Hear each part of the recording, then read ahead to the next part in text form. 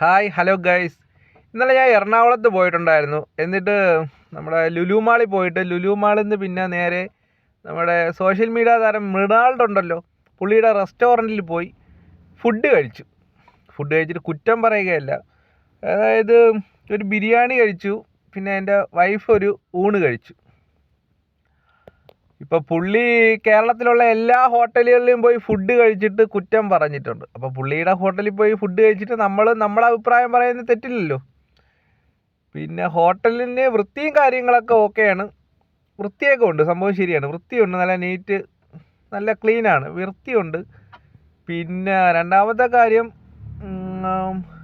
ബിരിയാണി മേടിച്ചപ്പോൾ ഒരു ബിരിയാണിക്ക് എത്ര 152 രൂപ 148 രൂപ അത്രയും കണ്ടാണ്.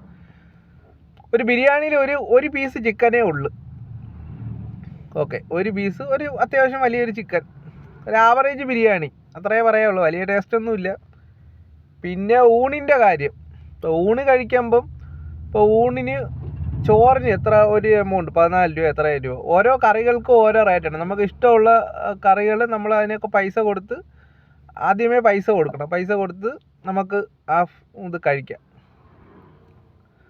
അപ്പം എനിക്ക് ഇത്രേ പറയാനുള്ളൂ, റേറ്റ് ഇത്തിരി കൂടുതലാണ്, ആ ഒരു കുഴപ്പം മാത്രമേ ഉള്ളൂ. പിന്നെ ഫുഡ് കൊള്ളാം. പിന്നെ എൻ്റെ സ്ഥലം ഇവിടെ തിരുവനന്തപുരമാണ്.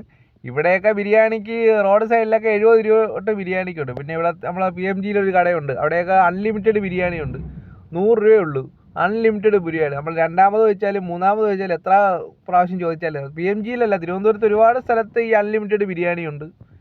പിന്നെ ഊണും അതുപോലെ തന്നെ. ഇവിടെ സാധാരണ ഒരു കടയിലൊക്കെ ഊണിന് 80 രൂപയേ ഉള്ളൂ, വേറെ ഒരു ഊണിന് 80 രൂപയുള്ളൂ. 70 രൂപയ്ക്ക് ഊണ് കിട്ടുന്ന സ്ഥലങ്ങളും ഉണ്ട്.